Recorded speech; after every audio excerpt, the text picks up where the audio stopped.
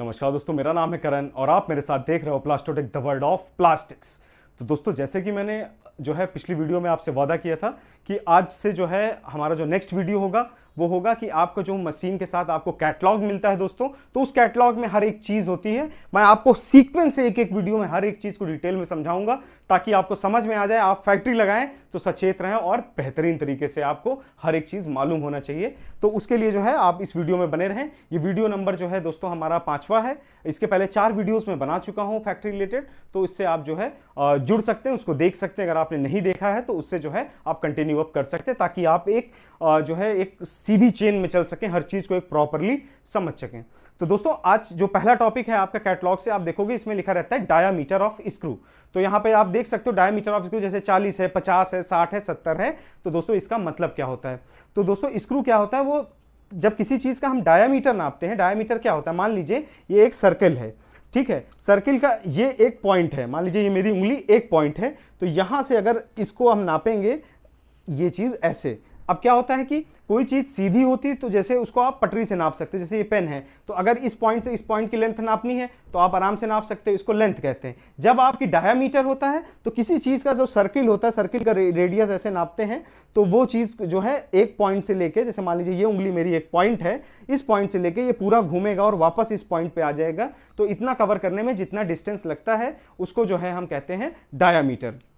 तो सिंपल सी बात है दोस्तों। अब जैसे एक पॉइंट से यहां तक आया तो मान लीजिए 100 mm, इसकी छोटी इकाई में डायमीटर को नापा जाता है अधिकतर, तो 100 mm मान लीजिए कि आपका ये हुआ। उसी प्रकार से स्क्रू क्या होता है दोस्तों, सबसे पहले आप जान लीजिए रेसिप्रोकेटिंग स्क्रू होता क्या है दोस्तों, इसका काम क्या होता है, क्योंकि आप फैक्ट्री लगा रहे हो तो आपको मालूम होना चाहिए। रेसिप्रोकेटिंग स्क्रू का मतलब होता है दोस्तों, मान लीजिए ये आपका रेसिप्रोकेटिंग स्क्रू है, तो स्क्रू क्या करता है कि जब आपके हापर से जो आपका प्लास्टिक होता है पैलेट फॉर्म में, दाने के फॉर्म में, वो इसके ऊपर गिरता है, तो ये आगे कैसे जाता है, फिर स्क्रू कैसे आगे जाएगा, स्क्रू ऐसे ऐसे घूमता है, तो स्क्रू में फ्लाइट लगी होती है, उसी में मटेरियल ऐसे ऐसे फीड होके आगे चला जाता है, इकट्ठा हो जाता है। उसके बाद वो इंजेक्शन के लिए तैयार होता है। इंजेक्शन में क्या करता है, स्क्रू फिर उसको ऐसे ढकेल देता है, उस समय स्क्रू आपका घूमता नहीं है। तो ये सिंपल सा कॉन्सेप्ट है, इतना सिंपल सा काम है। अब ये उस मटेरियल को पिघलाता कैसे, तो दोस्तों क्या है, बैरल के अंदर ये स्क्रू होता है, सिलेंडर शेप का बैरल होता है आपका इंजेक्शन मोल्डिंग मशीन में। उसके ऊपर क्या है, हीटर लगे होते हैं, हीटर भी उस बैरल को गर्म करते हैं। उसके साथ जब दाना इस पे गिरता है ना, तो ये जब ऐसे ऐसे घूमता है, तो जब दाना इससे रगड़ता है तो उसको शियर फोर्स कहते हैं दोस्तों, और या फ्रिक्शन आप एक तरीके से कह लीजिए। तो उस फोर्स से क्या होता है कि वो दाना आपका पिघलने लगता है और इंजेक्शन के लिए तैयार होता है। तो ये काम करता है आपका स्क्रू। अब स्क्रू का डायामीटर क्या हो गया कि ये चीज, जैसे मान लीजिए ये चीज इसकी मोटाई है, तो एक पॉइंट से एक पॉइंट कितना है इसका, मान लीजिए ये 20 mm का स्क्रू है, इतना मोटा रहेगा। और मोटा शब्द का इस्तेमाल कर रहा हूं ताकि आप समझ सकें। तो मान लीजिए कहते हैं 20 mm का स्क्रू है, मतलब उसकी मोटाई समझ लीजिए इतनी। अभी 40 mm का स्क्रू है तो इतनी मोटाई हो गई, 60 mm की स्क्रू है तो इतनी मोटाई। कहने का मतलब इस तरह, जैसे मान लीजिए 20 mm इतनी मोटाई, 40 mm इतनी मोटाई, 60 mm इतनी मोटाई, इस तरीके से जो है आपका स्क्रू होता है। तो जिस हिसाब के प्रोडक्ट की जरूरत होती है उस हिसाब का दोस्तों हमारा स्क्रू होता है। फॉर एग्जांपल मैं कहूं कि जैसे मान लीजिए आपका कोई मटेरियल है जिसमें कम उसका वेट है, तो उसमें क्या है कि स्क्रू कम वाला भी आप ले सकते हो, ज्यादा वेट है तो बड़ा स्क्रू चाहिए। तो और उसके साथ उसका प्लास्टिसाइजिंग रेट क्या है, बहुत सारे ऐसे फैक्टर्स हैं जिनको आपको जानना पड़ेगा जो आप।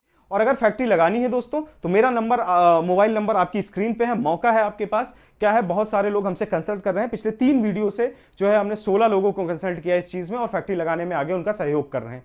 तो इसी क्रम को आगे बढ़ाना मैं चाहता हूं, और मैं चाहता हूं कि आप लोग जुड़िए, जिनको जिनको फैक्ट्री लगानी है पहले कंसल्ट करिए, समझिए ये बिजनेस आपके करने लायक है या नहीं है। नहीं होगा तो मैं उसको डायरेक्टली मना कर दूंगा। मैं नहीं चाहूंगा कि किसी का पैसा किसी धंधे में लगे। अगर आपको वो बिजनेस करना है तभी आप इसको लगाइए, नहीं अन्यथा मत लगाइए। ये चीज मैं आपको इन्फॉर्म कर दूंगा दोस्तों।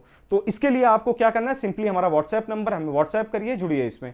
और भी कोई क्वेरी हो इंजेक्शन मोल्डिंग रिगार्डिंग, बिल्कुल बेझिझक दोस्तों मुझे मैसेज करिए, मुझे इंतजार रहेगा, आपकी सेवा में हमेशा तत्पर।